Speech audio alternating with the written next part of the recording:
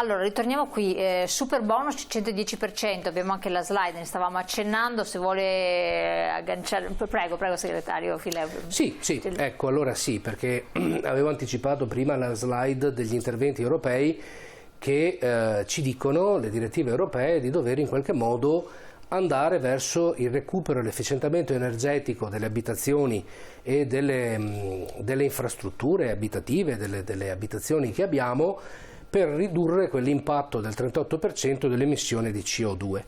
In Italia negli ultimi periodi una norma che andava in quella direzione, con un forte incentivo statale necessario, perché quando si fa per legge un'imposizione di questa natura, mi viene questo termine imposizione, ma comunque si va ad incentivare il fatto di efficientare la propria abitazione, è necessario che l'intervento pubblico ci sia per permettere anche a chi non ha la disponibilità economica di poter affrontare quella spesa, imposta per legge perché è necessaria e quindi corretta, di poter ottemperare a quanto richiesto e quindi poter accedere a questi interventi. Il superbonus 110% è stato un fenomeno che ha avuto un impatto importante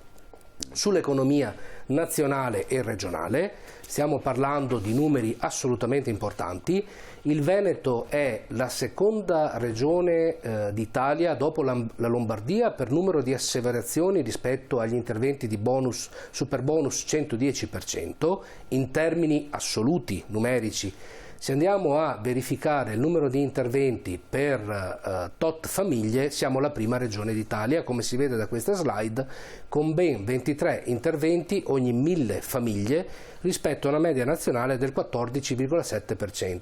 Quindi un intervento e un incentivo che aveva questa doppia valenza. La prima di andare ad incentivare, quindi con incentivo statale, una rigenerazione urbana che ci serve anche rispetto all'impatto ambientale e alla diminuzione di quelle che sono le emissioni di gas serra. Dall'altro rendere più salibri le nostre abitazioni, dando la possibilità anche a chi non ha disponibilità economiche di un certo tipo di poter fare questo tipo di interventi.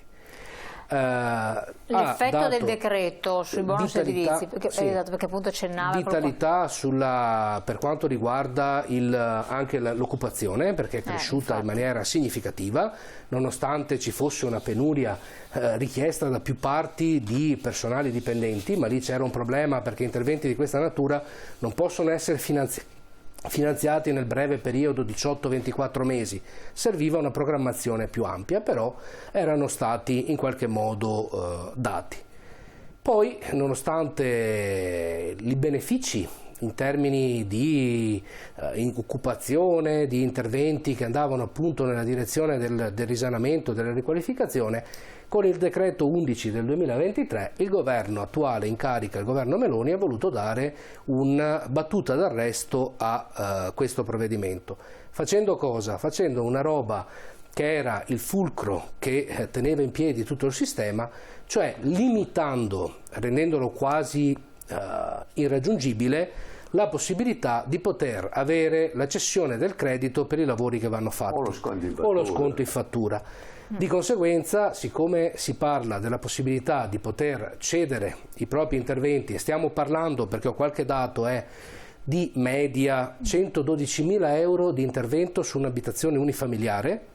e 578.000 nel caso dei condomini, poi varia a secondo della classe energetica di partenza e dell'obiettivo finale, quindi di cifre abbastanza importanti che non possono essere in qualche modo affrontate da tutti. Con la cessione del credito d'emblée si eliminano o si escludono, mettendo quindi la possibilità di poterlo recuperare con la dichiarazione dei redditi, 8 milioni di italiani che, essendo incapienti, cioè avendo una capienza IRPEF insufficiente per poter recuperare con le dichiarazioni dei redditi degli anni successivi quanto anticipato, e gli importi, come appena detto, sono abbastanza importanti e alti, si mette nella condizione di mantenere in piedi un incentivo come quello del superbonus 110% che diventa un qualcosa per ricchi.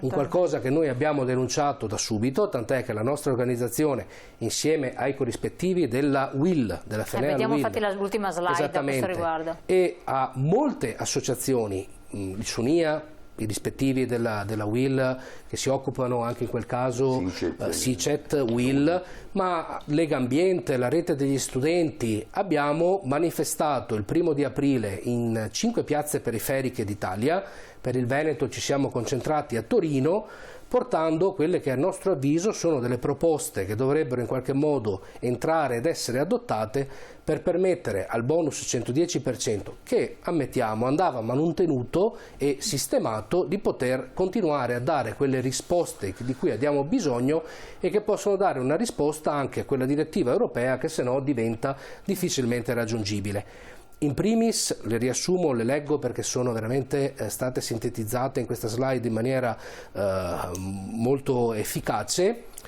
Dare la possibilità di avere gli incentivi solo sulla prima casa, spalmati su 10 anni, per favorire quindi la possibilità di poter recuperare quello che è stato in qualche modo speso, perché oggi la normativa dice 5, 10 da un periodo di tempo maggiore.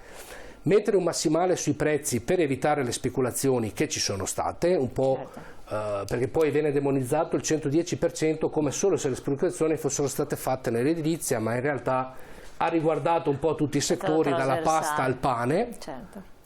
Mantenere la possibilità di avere la cessione del credito per chi ha gli ISEE sotto i 35.000 euro e abita nelle classi energetiche, nelle abitazioni con le classi energetiche maggiormente energivore, quindi quelle sotto la D imposta dalla direttiva europea, e dare la possibilità quindi di poter intervenire e fare la cessione del credito soprattutto a quelle abitazioni che hanno necessità di essere messe a norma per la sicurezza antisismica, che è un problema che tante volte non viene affrontato ma che in realtà c'è e anche nella nostra regione ha la sua importanza. Queste sono le vostre richieste, sono state presentate dove, in quale tavolo di trattativa, oppure sono delle istanze che voi continuate? Sono delle istanze che noi abbiamo in qualche modo promosso e che abbiamo fatto recapitare al governo, ma che in realtà ci sono stati degli interventi tipo la possibilità di avere in alcune aree, tipo l'area del cratere, la possibilità di avere lo sconto in credito o la cessione del credito o lo sconto in fattura per intervenire sull'antisismico, però sono state date queste robe parziali laddove il problema c'è e quindi si va, come si diceva prima, a intervenire a fatto accaduto e non a promuovere la prevenzione. Certo. Il tempo è volato letteralmente, siamo giunti al termine. Io spero di poter trattare ancora queste cose con voi perché sono estremamente, purtroppo, di attualità, ma molto importanti come sensibilizzazione e anche informazione per i cittadini. E infatti, grazie Emilio Viafora, segretario regionale del SUNIA, di essere venuto qui con noi. Grazie a Francesco Andresani, segretario generale Fillea CGL, lavoro legno edilizia e altre attività estrattive. Grazie ancora, grazie allo spazio dello SPCGL del Veneto. Ricordiamo naturalmente tutti gli sportelli sono a disposizione, prenotatevi per avere tutte le informazioni necessarie. Poi naturalmente avete visto anche il sindacato della CGL nelle sue varie configurazioni dà assistenza ai cittadini in tutti gli ambiti. Detto questo io vi lascio, buon proseguimento, la puntata naturalmente la potete rivedere oltre che in replica anche nel nostro sito internet. Buon proseguimento, arrivederci.